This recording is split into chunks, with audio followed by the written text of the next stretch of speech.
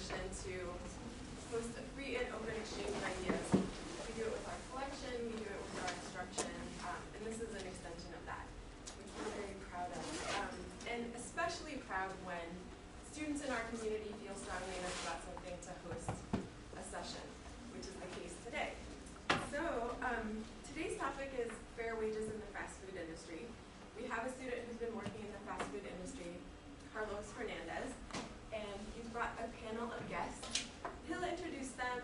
They're going to talk for about a half hour or 40 minutes, and then we'll open up the discussion for questions. Thank you. Good morning, everyone. Thanks for coming.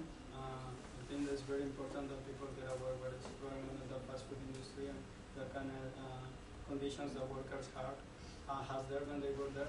So the people who will introduce you guys are people who has been very involved in the fast food movement.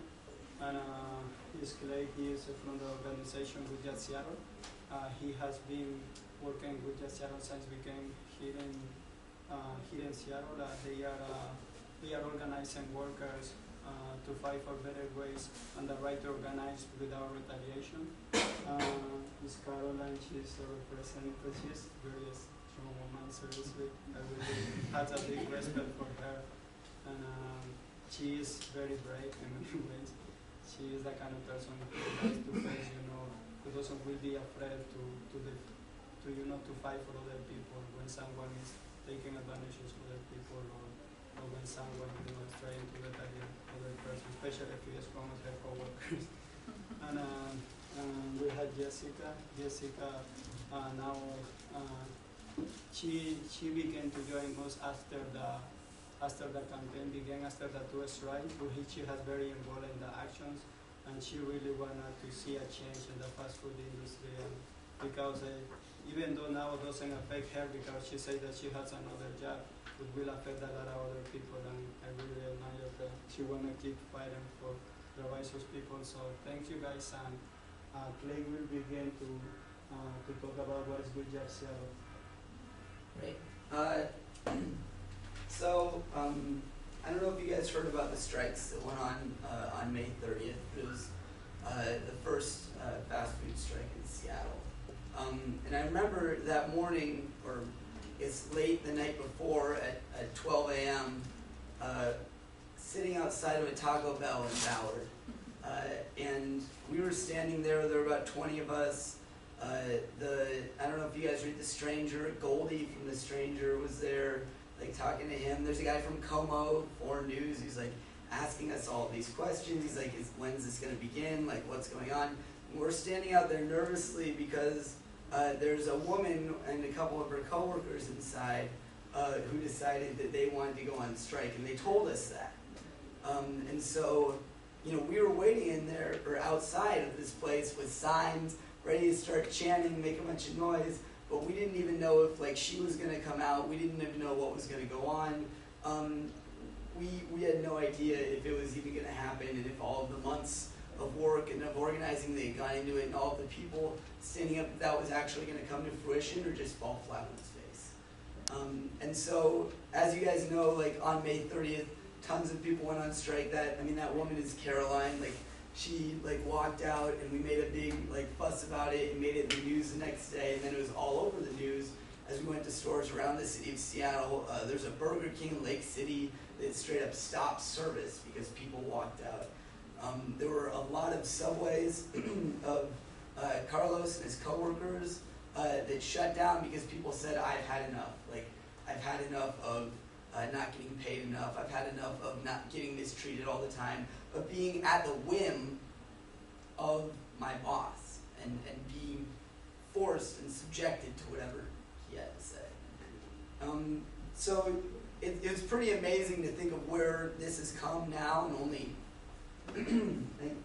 almost 5 months since then, and now and all of the cities that this has affected. It's been in New York, it's been in Chicago, it's been in Detroit, it's been in Washington, D.C. They were some of the first ones. Now it's in over 60 cities nationwide. On August 29th, there was a nationwide strike. 60 cities went on strike. That includes Tacoma, that includes Seattle. it's pretty amazing to think about where it's come, because this is the first time ever that workers in the fast food industry have stood up. First time ever people have actually gone on strike from the fast food industry. It's a notoriously difficult industry to make change in, and it's pretty empowering to see what's going on. The city of Seattle, I think there was a debate downstairs, right? Did you guys all come from that, or some of you came from that, right? And I wouldn't be surprised if they were talking about $15 an hour. Wouldn't be surprised if they were talking about workers for a lot of it, and a lot of that has to do with what's been going on. That Shama Sawant is running on a platform of $15 an hour. The candidates for mayor both recently came out and said they support $15 an hour. And that's something that's unfathomable, and it's amazing to see where we've come. And it's amazing to see that's a product of real people. And I mean, I'm an organizer, so this isn't affecting my job when people go out on strike, right? It's amazing to be with, I guess, these three and the host of other folks who are brave enough to stand up and do something about it. And that's why I do this job. I don't know, you guys are all probably fairly socially justice oriented or whatever. I'm sure how many of you guys want to do something social justice-y, something good for the world when you graduate, when you leave? I think we all want to do something like that. And so that's why I do this job. And that's why I'm an organizer. I go in and I talk to folks on a day-to-day basis. I go into Panera, I go into McDonald's, I go into Burger King, Subway, Arby's, Jack in the Box, Taco Bell, KFC. And I get to hear people's stories. And it's pretty amazing, to be students, are honestly trying to get an education and get a better job, but it costs a little bit of money. I meet families that try to pay rent, try and take care of their kids' education. And I feel if somebody's willing to work hard for 40 hours a week, then they shouldn't have to worry about the bills to pay from month to month. And it's there's no reason that they're not getting more money other than pure and simple greed of corporations and large companies. So I mean, we know McDonald's, Burger King, Taco Bell, Subway, etc. make a lot of money. Workers don't. Income inequality in the country is worse than it's ever been. The McDonald's CEO makes $9 million a year. A crew member at McDonald's makes $9.19 an hour. The Chipotle CEO makes $22 million a year. And the workers make $9 an hour, $9.19, and they call themselves socially conscious. So that's why in 60 cities nationwide, workers stood up.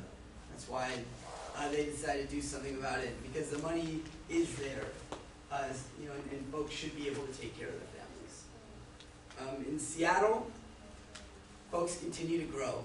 We had a strike on May 30th. Folks have talked to the candidates for mayor back when there were 8 of them. The city council had a lunch talking about it. There's something called wage theft. It's where you don't get paid for the hours you worked. That's actually worked its way into the conversation, even though there's been a law in the books for 2 years. There's another strike on August 29th, and now we're growing. I mean, we have to keep growing. Any real movement, it's got to get bigger. It's got to come from the people who work in these restaurants themselves.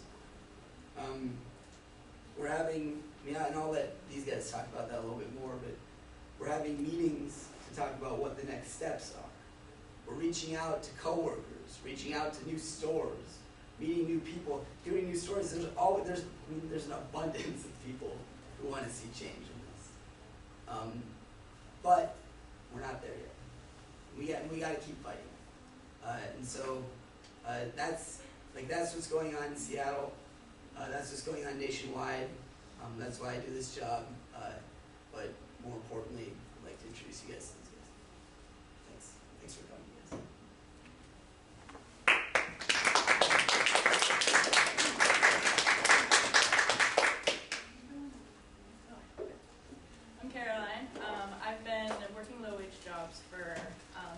6 years, almost exclusively minimum wage. I've worked in fast food for about a year. I worked at Taco Bell, Jimmy John's, Subway, Baskin Robbins, just random, lots of little fast food jobs. For me, this campaign is not just about getting a living wage. That isn't just about $15 an hour. I mean, that's a big deal, and we need that. We absolutely need that. But for me, it's also about taking some of that power that these CEOs and these corporations have, and giving it back to the people that are making them their money, giving it to some of the workers, and getting a little bit of respect. When you work in fast food, I mean, if any of you guys have ever worked really any low wage job, you're disrespected and dehumanized pretty much every day. So for me, it's about getting, taking care of that. We get, so when you work in fast food, your job controls how your life works. You're, like I said, you're at the whim of these people that make way more money than you. Your manager could one day come in and say, for no real reason, I don't like this person that much this week. You're gonna get 20 hours instead of 40 hours this week. And that could mean not feeding your family. That could mean getting evicted from your house and being homeless. That could mean, not eating for a few days. And these things aren't just hypotheticals. This happens. And I've seen this happen to so many of my coworkers. So it's about, we need to empower these workers through taking action to say that we're not gonna stand up, we're not gonna stand for this, we need to improve this. We deserve to be treated like people. We deserve to make enough to live. We deserve to get breaks, that kind of stuff. So when we went on strike the first time, which is what we were doing, taking action, standing up, saying, we're not gonna put up with this anymore. We deserve to be treated like real human beings, not second-class citizens. When we went on strike that first time, it's one of the funnest days of my life. For the first time in 6 years, and first time in my Taco Bell employee meant I wasn't a Taco Bell employee, I was a person with a voice. And that feeling was incredible. I remember, so when I worked at Taco Bell, I was the person that worked drive-thru. So I was the person that when you come up to the window, they say, hi, welcome to Taco Bell. How can I take your order today? When we went on strike, I said, hi, welcome to Taco Bell. I can't take your order because I'm going on strike for fair wage today.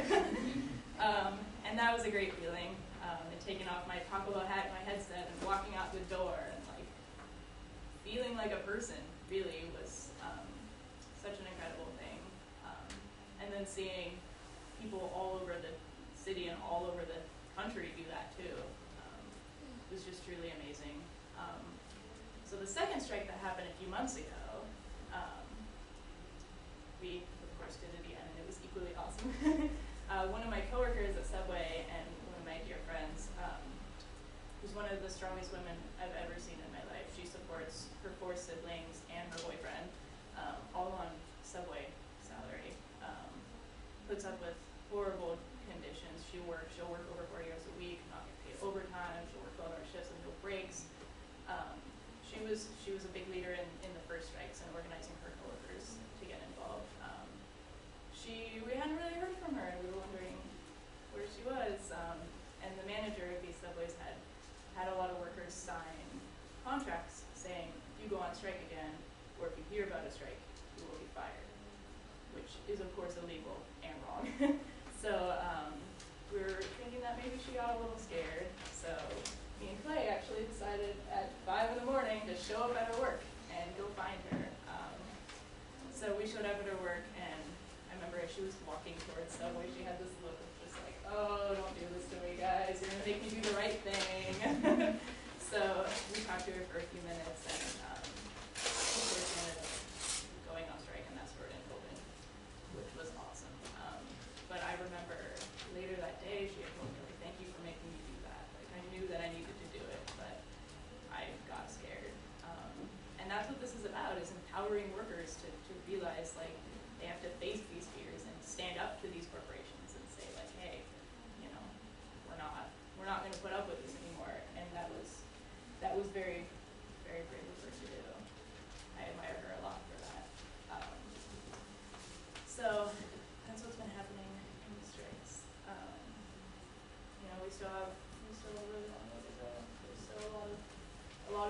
places that happens. Clay mentioned wage theft, which I think is something that really needs to be taken way more seriously than it is. At a lot of these places, nearly every place I've worked, I've, had to work off the clock or miss my breaks or not gotten lunch breaks or not gotten my paid overtime, have money taken out of my check just because. And that's actually illegal. But a lot of places don't know, even police officers sometimes don't know this is illegal. I remember we were doing a picket last week, or Carlos actually can tell you more about that, outside of my subway, and the police showed up and told me that I cannot trespass in my own workplace, which is insane. So essentially the cops are trying to fire me, and the police officer just said, "I'm just doing my job, ma'am, there was a crime, so I'm here." And I said, "All right, I'd like to report a crime of wage theft." And the cops said, "That's not a crime," which is outrageous. So we have a lot to work to go there. Just making people aware that this is serious, that this is actually happening. But we can do it. We've won lots of small battles, but we haven't quite won the war yet. But we will get there.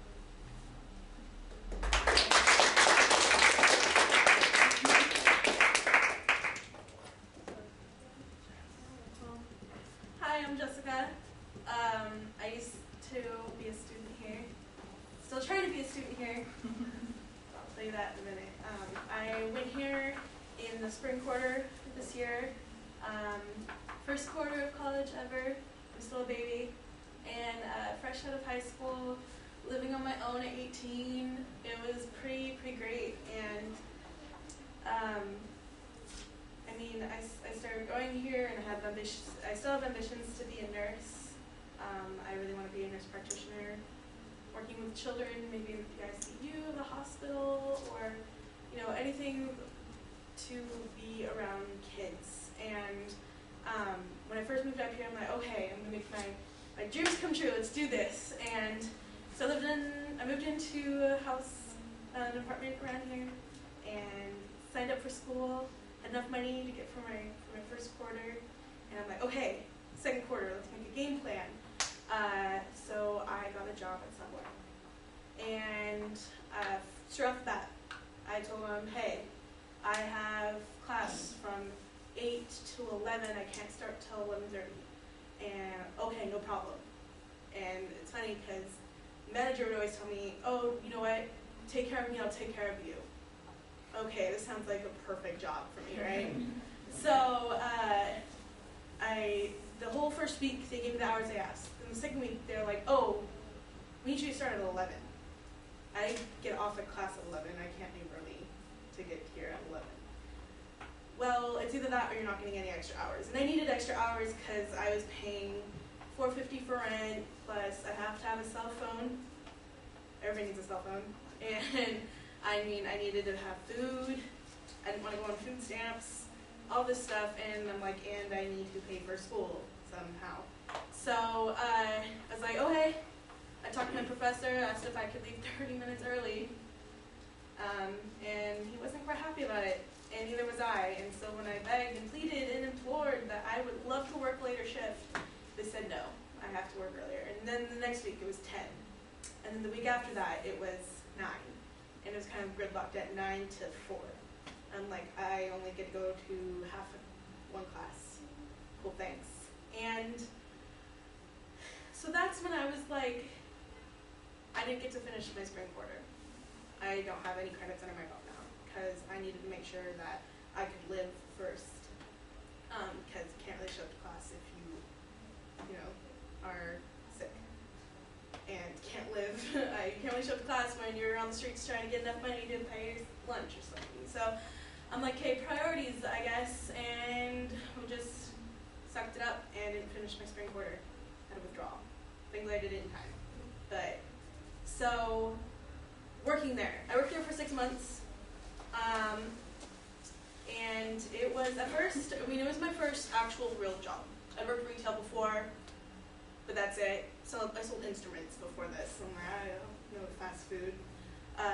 So when I first worked there, I'm like, hey, so much am I being paid? $9.19 an hour, and you have the opportunity for raises. Oh, sweet. So I worked there. I'm like, 3 months is a pretty reasonable time to ask for a raise. Hey, manager, can I have a raise? Because I've been working my butt off. You've been saying how great of an employee I am. No, we don't do raises. Okay. But you can get a raise if you learn how to do all these things that we'll teach you. So 2 months later, hey, when are you going to teach me these things so I can get a raise? Oh, we're not going to teach you. Okay, so I'm still stuck at $9.19. I eventually wiggled my way up to $9.45, so I got a whole quarter and a penny. So whenever I worked another 4 hours, I'd get an extra $1. So yay me. And I worked there. I worked really hard. I worked really hard. I went wherever they told me to go. They would move me to different stores. Worked whatever hours. Sometimes I'd work more than 12 hours without getting paid extra for overtime. Still make minimum wage. Towards the end of me working there, I was working 40 plus hours a week.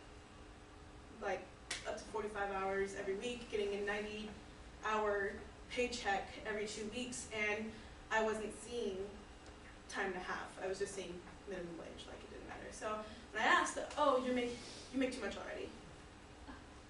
I live on Capitol Hill, which, I mean, I'm paying for location, but it's close to everything, and I needed to get more. So when all of this was going on, I walked into one of the stores, and there's Caroline. Hey, can you guys sign this petition? It's about Carlos. He, lost his job because he gave a cookie to a little kid, apparently, but we don't think that's true.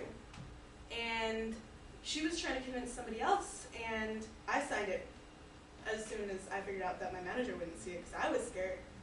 And we spent a better part of 15 minutes trying to convince the other person I was working with that night, and we eventually did, which is great. And then I started thinking, well, maybe this is something I should look into.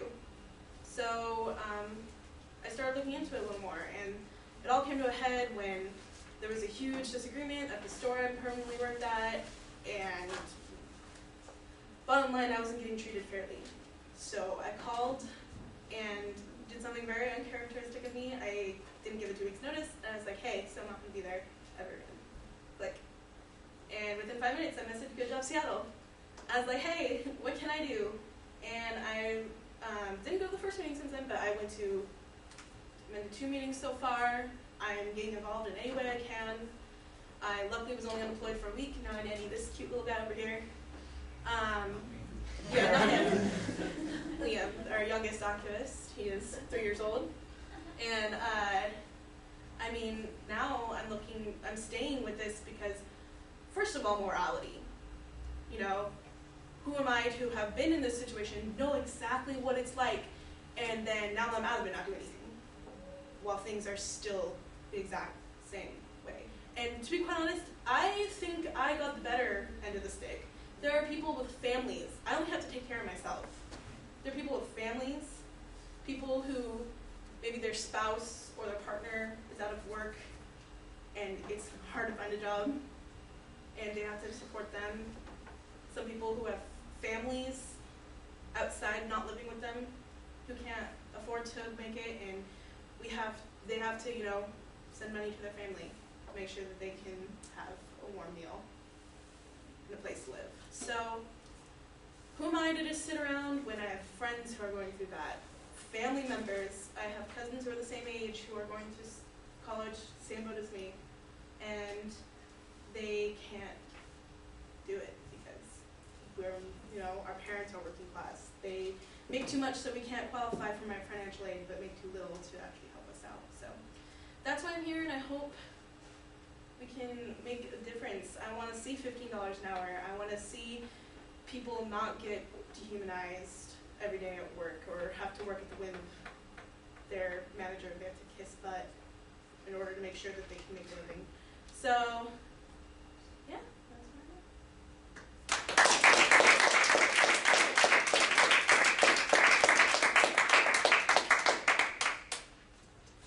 That's me, huh?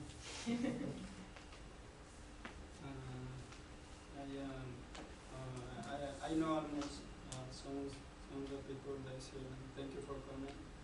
And to be honest, there's a lot of, I have been in many, right now a lot of people know me already, and we want to talk about, and we'll talk about family and about how this affects family and the work class and how it affects us as a students, because we have a future, and if we don't change nothing right now, the society that we will get, like within our way society is right now is no, it is a lot of times a society unjust and it's very sad, but like I am very excited and happy to meet people like Clay, who really, in many ways, you see that he lost his job. This guy always lost his voice screaming. Seriously. He always will do it, and he has been working very hard with us. He does, and that's amazing, and you can see it. Carol, like I said before, was amazing, was very inspired to meet her and to see that she was the kind of strong woman, that stand up for people. She was showing up, when I was she was still working in Subway, and we were doing like picketing, we were doing from us Subway, and she was in front of us that was, doing picketing, and that's very intimidating, and you know that when you have been working in Subway and in fast food, that's intimidating. To be there is a big decision. And about Jessica, I just met her, but it's amazing to know that she wanna keep doing something, that she wanna change, that she don't want the same things that she get for other people, because a lot of times we feel, that we are cool, we had everything, or we are cool economically right now, we are out this or this. The people, as long as I am good, the other people doesn't matter. It's amazing that she keep doing it, and it's very important that we keep trying to do something, because if you don't, things don't change. I personally,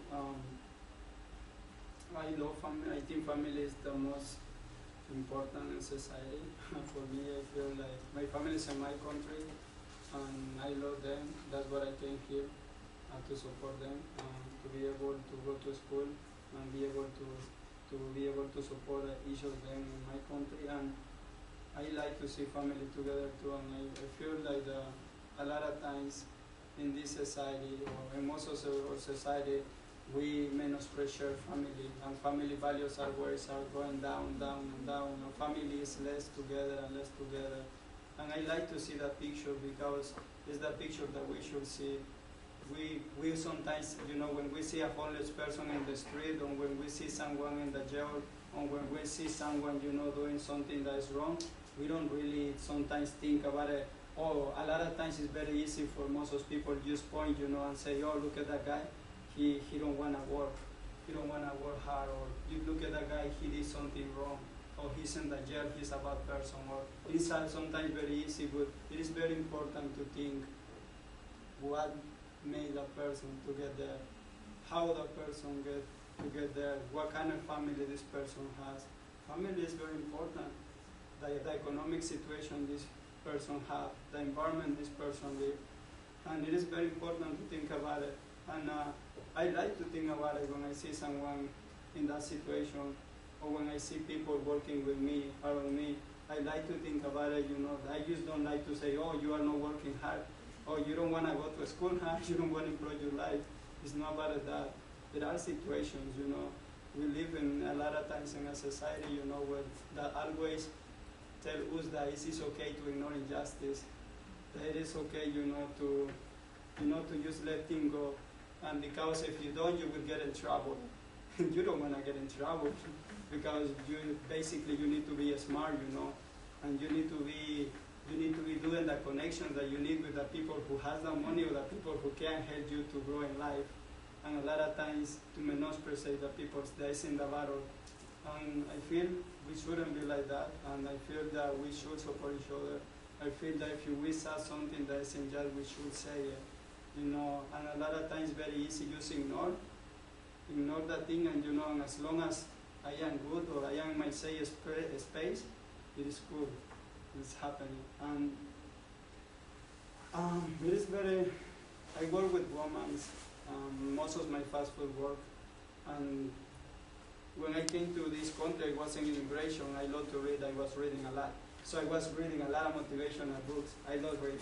So I was like, great, a lot of capitalism. And I don't know if you guys know that term. Now I am knowing better. But I was reading a lot of motivational books, whatever you say that. So I was, in that bubble, I was like, yes, I need to focus on myself.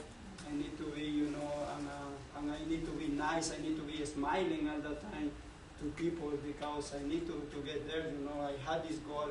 I need to be happy in the company wherever I go, to make more money because that company will have me or whatever.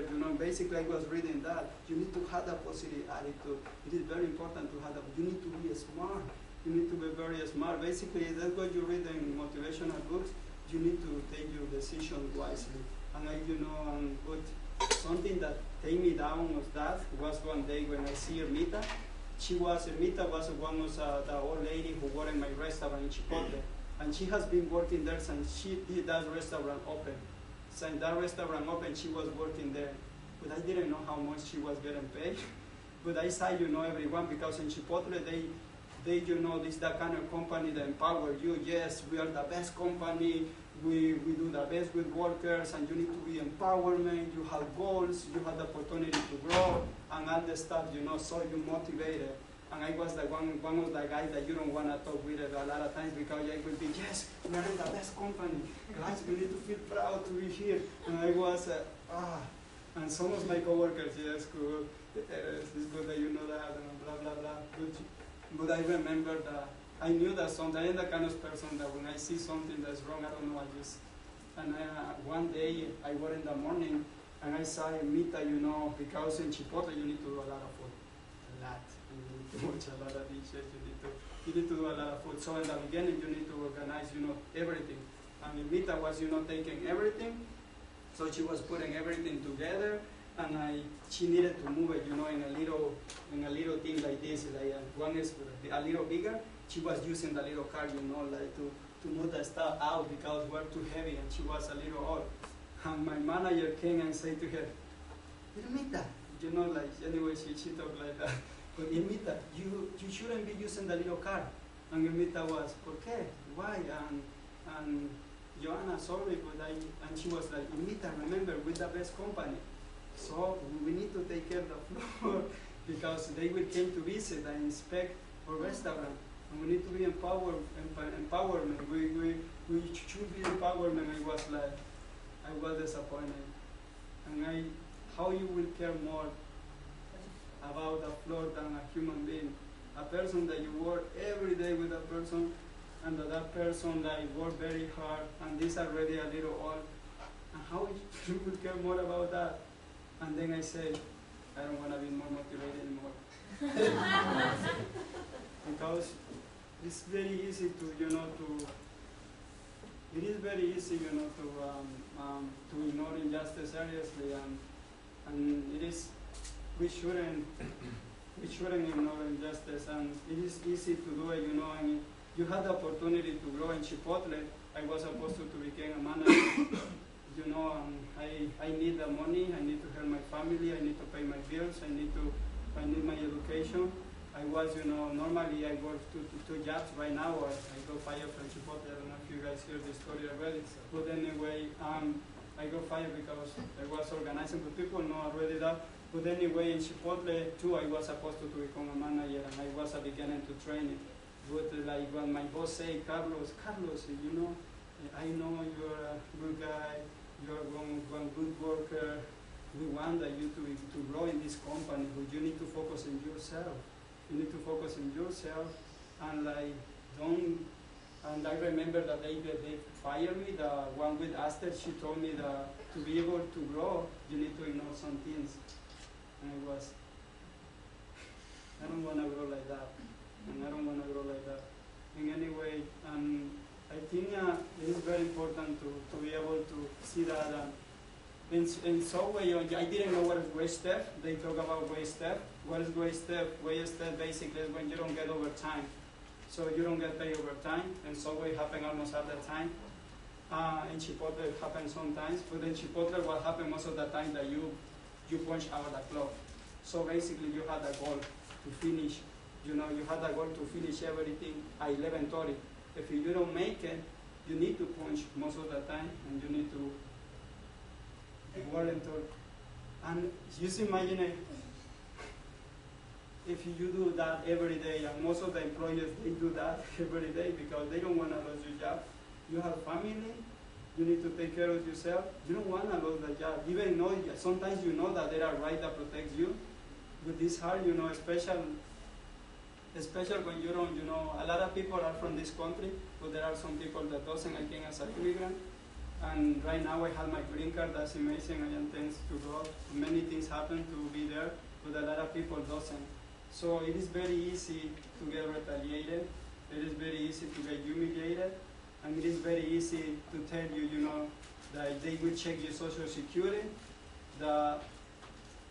There is a lot of, people in Subway, for example, a lot of people were afraid because they went to the first strike. They went, I talked with a lot of my coworkers, they decided yes, at the time that we were there, nobody wanted to leave. But they were afraid about to get, deported. And a lot of times people in Subway, for example, they don't get overtime. And they work like 100 hours and they don't get overtime. Nobody do nothing. And if you do something, you get rid of. Most of the time that's what happens. When you try to do something, a job, they get rid of you. And that shouldn't happen. We shouldn't ignore injustice, guys. I know that you guys will be talking about this maybe after the presentation, but I wanna encourage you guys to do something, challenge you to try to do something about it. Don't just talk. We had a Facebook, a Good Job Seattle. You guys can know more about it, and we need to have time for questions. And it's very important that you guys participate, and it's very important that you guys give your opinion and your perspective, and so we can know what you guys think. And I wanna know if you guys have any question for any of us who's here. Preguntas.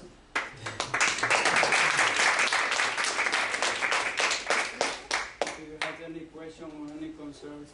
Yeah, how can we get involved in helping you with that campaign to get your job? There are a lot of things going on, including, as Carlos was saying, he got fired from Subway for giving a cookie to a 3-year-old, but reality is because he's been organizing his coworkers. And so that's one of many things going on. We have a little sign-up list right here, name, email, phone number, and we can let you know about all the opportunities to do something about that. Yeah, sign up. You can walk up here, grab some swag. We got stickers and pins. There's also, we can let you know about future events going on, and basically get you down there, and because your support is crucial, honestly. Small meetings like this, meeting new people, and support is huge. Oh, good. Thank you. So did you hear the owner of Dick's on the radio this week by any chance? I didn't, but I can guess what he said. Well, it was really interesting, and I'd like to hear your perspective on it. So they have, I think, a $10 an hour starting wage. Also, he gives one scholarship every year to an employee, $22,000. So enough to get one employee through community college and then to transfer university in the state. But what he said was fast food workers are the low rung, and you have to keep the low rung low, or else you won't be able to have a job. And he said if we raise that wage, then owners and corporations will automate, and then we're basically, creating unemployment. So I fully understand that is a perspective that is not represented here, but it sounded rational, and I would love to hear your response to that. I wanna touch that because actually I went in the debate the last time with I didn't know the term right wing. I used to so I didn't know, and I learned it, but it was interesting, because in the audience and the panel was a TV TV, I think TV program, a panel, and most of the people there were like business owners. And one of the things that obsessed me, that they were taking a person from a small business, and we were like 4 people. They put an economist, another economist that was in favor, and they put a small business person who was there. So I was obsessed because they put a person, this person is very great, this person is from a small business, the person worked very hard for all the things, and the people they interview were people from like a small business, and basically saying, oh, this will affect a small business, even though there is a lot of data and a lot of research that show that with the minimum wage raise, everyone benefits. Why? Because people have the opportunity to spend more, and there are more jobs, and people are willing to buy more things. And when I was there, I was obsessed about it. And most of the people who own business, they will say that. And you know what? I remember my boss when the day before he fired me, that he was telling me that he wanted to give me the opportunity, to grow, economically, and that he wanted to help me. And I was, well, you don't get the other workers. Well, you don't give them overtime too. Well, you don't pay them. He was like, Carlos, you don't know how the system works. He was like, you don't know. You are not a business person.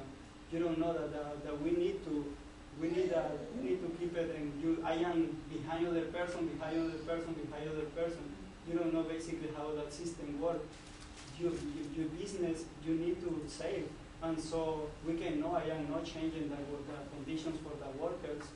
And I say you can change the conditions of the workers, and they will be more happy working here. At least giving overtime, pay overtime to workers because a lot to get overtime. And he was like, no, you don't understand. And was it was interesting because before I thought that guy was a nice guy, and I had discussion with people about it, but at the end it's about profit. If they could pay less to people, they will pay less to people, and they every day do that.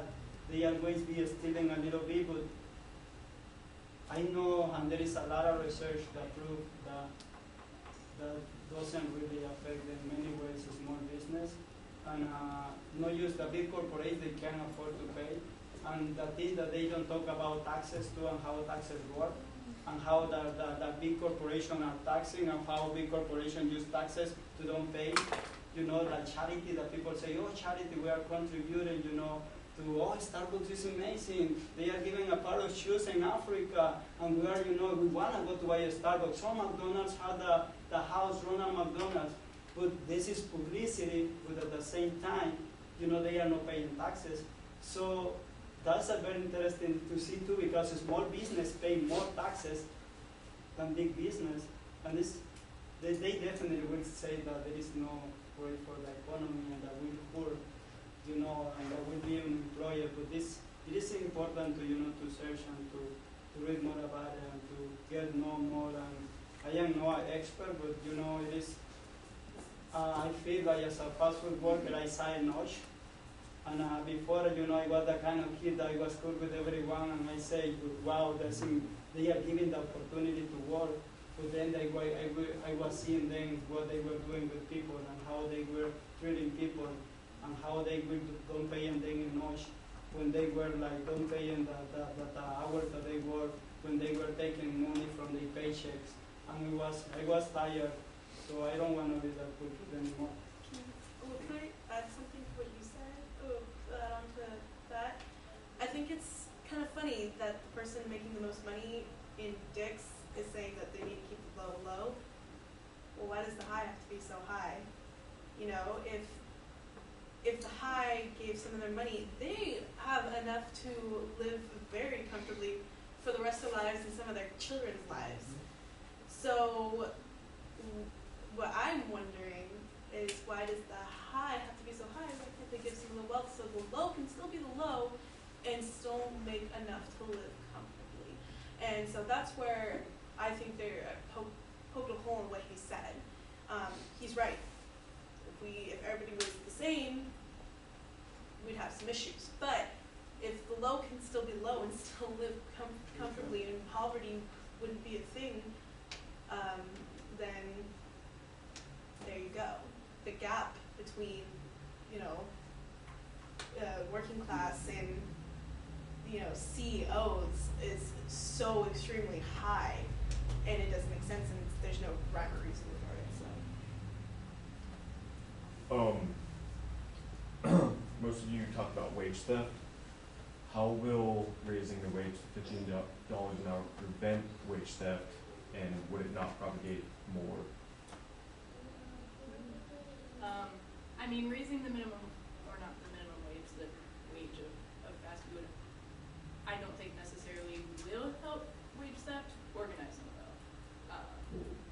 And we're asking for $15 in the right to organize. And wage theft is like actually really, it's actually like illegal. So, Yes. you know, organizing. But would the proper avenue to tackle that be OSHA? It's, Have well, you gone? Have it's you? not OSHA, it's, we filed complaints with like the SPD, like, I don't think that would. Correct me if I'm The wrong. I Department think. of Labor would be more interested Yeah. in that. So, right now, Seattle, so they're OSHA is not going to do it. Occupational safety and health. That is an issue of not taking breaks. That is a safety So issue. that's a that is safety definitely issue. under their Folks- jurisdiction. Folks have reached out to L&I about this, Labor and Industries.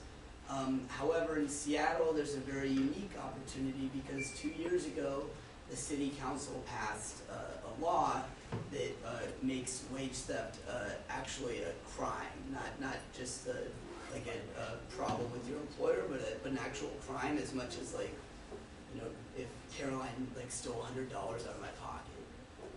So that's the reason that folks are going through the SPD is because we have a very unique opportunity in Seattle to actually try and prosecute folks because of this. And obviously, there's a long ways to go because the whole police, like not the whole police, a lot of police officers don't even know what wage theft is, even though like the city and county prosecutor has said we will educate everyone, right? They still don't know. So there's a long ways to go here, but that's the reason that folks have gone through or tried to go through SPD.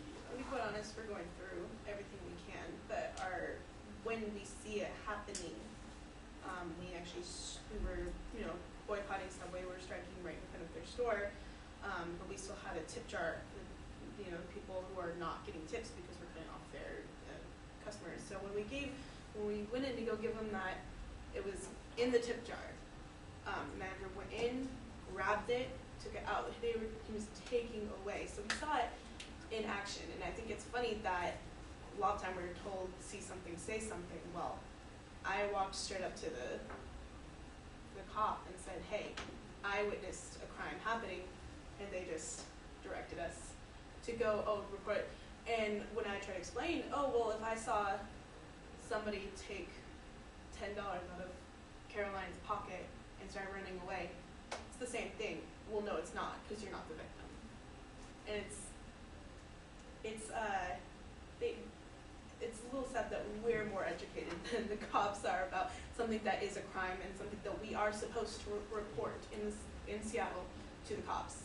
So we're also, you know, we're trying, we're struggling, but that's not the only avenue we're taking.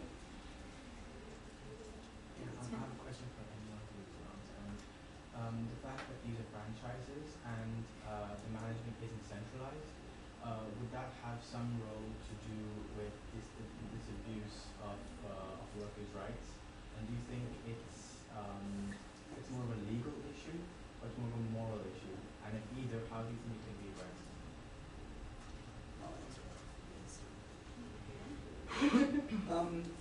The franchise system is a brilliant way for corporations to divest themselves from responsibility of the workers. Subway actually signed an agreement with the Department of Labor some years ago where they agreed to take responsibility for the actions of their franchises, probably because we've heard Subway franchises are particularly egregious. It probably does have a little bit to do with it because corporations can say we're not, you know, it's not our problem. But you know, these franchise, like these are still very, very wealthy, like people in a lot of cases, especially like that surrounding area has over 20 stores. Same with Burger King, Domino's. So there, and then in terms of the legal versus moral, it's got to come from both sides. Like, because honestly, you can't appeal to the moral conscience of somebody who benefits from the system and makes millions of dollars. You have to also crush them from other things. You guys want to answer that before we go? Well, I mean, working at Subway, our general manager and owner it's ridiculous. I mean, the owner would cruise in their Mercedes. At one point he said, "Oh, I lost my iPad. Oh well, I have another at home." Like, so, but I was just touching on something he said, but as far as what you said, it's, I had something. It's both moral and legal, but he's right. How we're going to appeal the morality of somebody who isn't doing the moral thing and is making tons of money. I mean, it's sad, but it's true. People are very greedy like that. And to be quite honest, if I was making millions and millions of dollars, I would find any way to keep my millions and millions of dollars, you know? And it's not because that's who I am as a person. It's just because the money gets to our head. And he's right, we do need to pressure corporations, like what we've been doing with Subway. I mean, trying to figure out, well, what can we do? What can you do to make sure this doesn't happen? And we're kind of at a standstill. I had something all over my head. I feel like, as my own experience, like working in Subway and seeing people working there and talking with the owner at that time, I was talking with Clay and with other people because I am the kind of person that sometimes people can treat me. I don't know, my heart sometimes a little. And this guy, was telling me his life story, that he came to this country as an immigrant, that he understood me, and that he wanted to give the opportunity to many people and all the stuff. And then he told me that now he can live and he wanna keep growing. And he was telling me all this story, I am like you, Carlos. I came here as an immigrant. I was starting business, and I was alone, but his family was helping them economically anyway. And I think each person has different life experience, and I was like, wow, yeah, that's true. Why we are not doing something against the big corporation? I was telling myself, why we are putting this guy that in one way he's like giving the opportunity to other people, and I was persuaded for him, but then I began to see his action. I asked him, why you don't pay overtime to your people? You need to pay it. Or what happened? We can meet and we can talk about it. You can pay overtime. You can do all these things, breaks, for example. And he was like, no, Carlos, it is a business, in many ways. And I was like, no, but it's not just. But anyway, I still thought that was a very nice person because at the beginning, and he wanted to make him manager too, because they say, wow, Carlos, you are a good worker, people listen to you, and you need to be a manager. And I was, going to all the store working to hear Buster the first strike desegregation from people. And after that, they began to, people were calling me crying because they signed this petition. I had another job at that time. I was like working from 7 to 3 in the afternoon, and then from 4 to 12 in the night. So I didn't really have time to talk with my coworkers because I was using this store. So I was very sad, when I get to know that he was making people sign petitions, that he was treating some of the coworkers who went to a strike with me, very telling them, about the immigration status, telling them that they will lose the job, telling them all this thing. I was, wow, actions for louder than words. And I feel like a lot of times it's sad to get to learn that for most of business people, as long as they are making a profit, a lot of times they doesn't really care about the workers, about the people themselves. And they focus more on the profit that they are making than the people, and that shouldn't be like that. And this always greed and more greed and more greed, and they want to get more.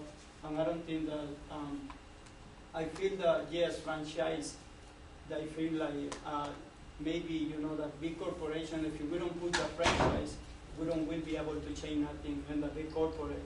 So we need to keep fighting, you know, we need to try to do something, because if you don't, we will keep in the same spot that we have been for at this time.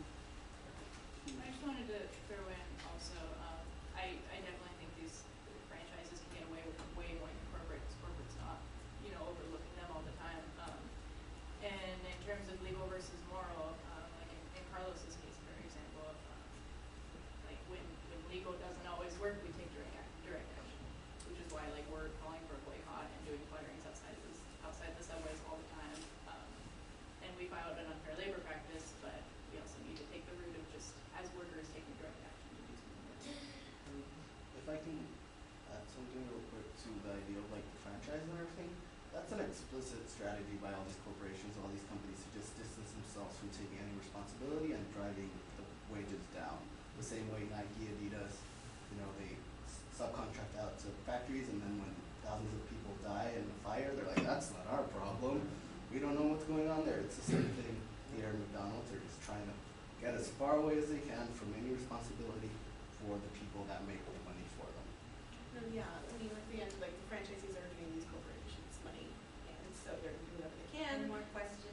Can I have two questions? Say really fast. In terms of the franchise, does the morality of the manager that pays franchisee fees have anything to do with the morality if they were to open a mom and pop sandwich shop? Why would... You mean the owner? Yeah, who runs the franchisee? How would their morality be any different if they didn't own a franchise? If they're... Is it the franchise that makes these people do wage theft, or is it just their actual morality as I mean, I think a it's a human really being? case-by-case basis, like it really depends on people are gonna act as So people, if it wasn't, you know? so it's not dependent on the franchise. It could be any sandwich shop. Oh, yeah. I mean, anyone could I commit guess, wage yeah. theft. It's not just So necessarily. it's not really franchise's fault that Well, I mean, these but it's, things makes are it easier happening. for the broader Yeah. entity to and it's kind of a not trend. have to deal with it. It's kind of a trend that these owners of these franchises tend to treat their workers worse for whatever reason. And I worked at a mom and pop music shop. It's not fast food, but I was treated much better than ever working at Subway ever in my life. And I think it's because these people are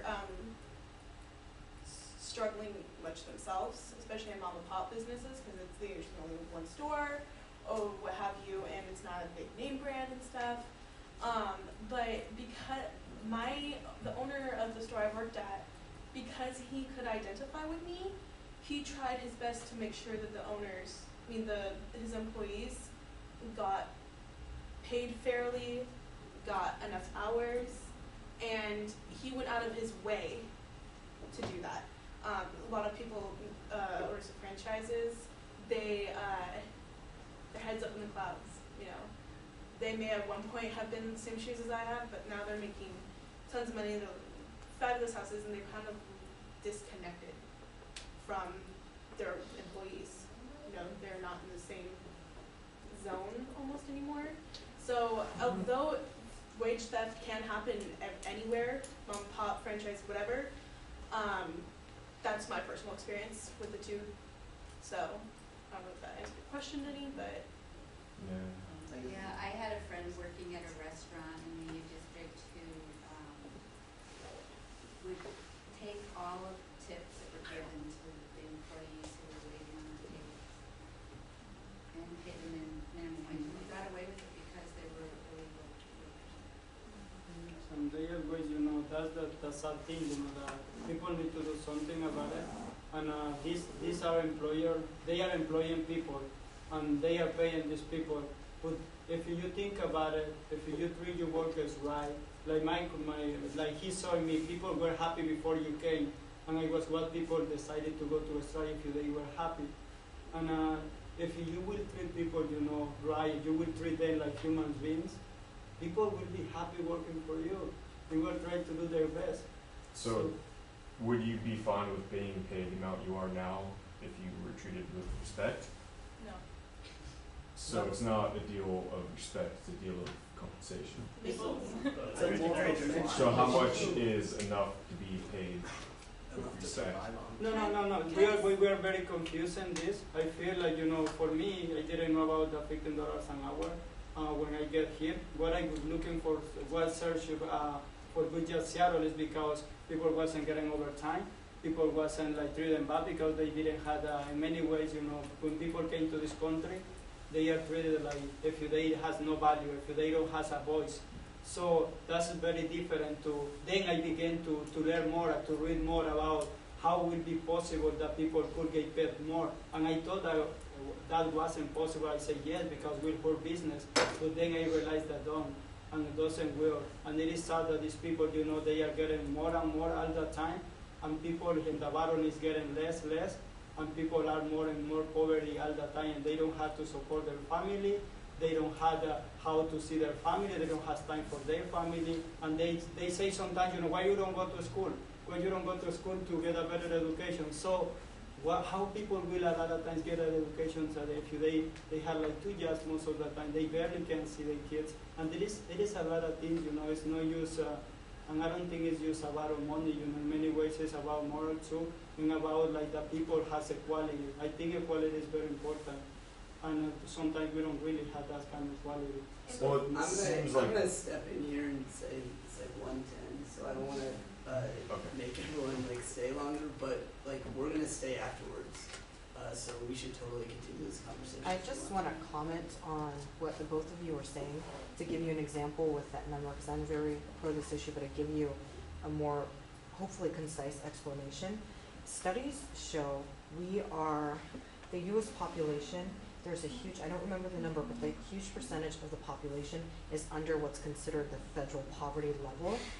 Now, if you want to look at numbers, in order to take people over that federal poverty level, which will eliminate people needing to be on food stamps, people needing to get child care subsidies, and all of those wonderful things that are what people say are draining the system, the minimum amount to escalate that, get people out, is $15 an hour. So that's kind of where that number comes from, to have what's considered a living wage, which basically means you can afford to pay your rent, your utility bills, to purchase food, to possibly pay for health insurance, and actually have money left over for transportation or anything that you would need. This is not excessiveness. This is not saying, now I have enough money to buy a Mercedes. This is saying, I have enough money to not need food stamps to buy food. I have enough money to pay my children's bills without having to get a subsidy from another organization, DHHS or whatever it may be, to pay for childcare.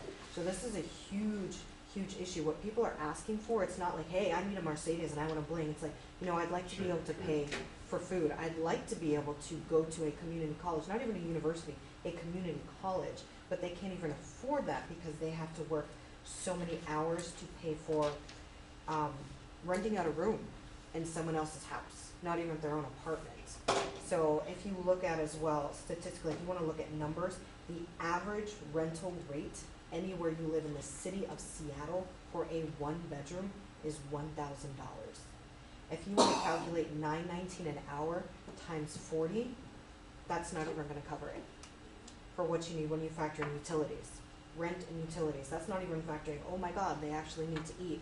Oh my God, they might need an Orca pass to go every day to work, let alone anything else. Heaven forbid you get sick, you need to go to the doctor, you need to pay a hospital bill, maybe you want to have money saved up, maybe you need to buy a new pair of shoes. Like literally, if you pull out a calculator, that is not going to cover it if you get $9.19 an hour. Yeah, there you go. While including those expenses, and then you have to factor in $9.19 an hour times tax. That's going to come out as well. I think when I'm not great at math in my head, but I think it was like $1,100 or something like that, and that was before taxes. And if you pay $1,000 a month. Now, I live in South Seattle. I live in the Rainier Valley, and I have a 1-bedroom, and my rent is $13.28, and I'm out of the city. I pay $500 and I live in Sandpoint. Okay. That's Yes. very high for. But So just to give this you an is the idea of first where time that comes I've from. ever heard $15 being a legitimate number rather than just an arbitrary number. Yeah, that's where it But I actually would comes really from. That's how like it to started. see that study. Definitely, I will look into that. Look into, I mean, I I- think, As for my own anecdotal evidence, I was a dishwasher for a while, and I saved up to go to school, graduated through the Wood Construction Center, and I'm getting 17 an hour right now.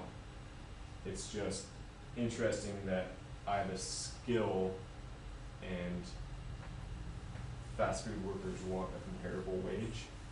It's just hard to. Okay, so let's talk about this afterwards. 'Cause I mean, Yeah, definitely, I We're would going like down, to. we're going down. I really had the answer, and I don't get very, I don't That's get very, one question I I feel like wanted when to me, for ask because example, I I knew am it was getting, taken down this Here's the You guys, question with can answering. you, Hey, really? can you continue the Yes. conversation? And, I just wanna thank everybody for coming, I wanna thank the speakers for being here. If you could cut it off in 15 minutes,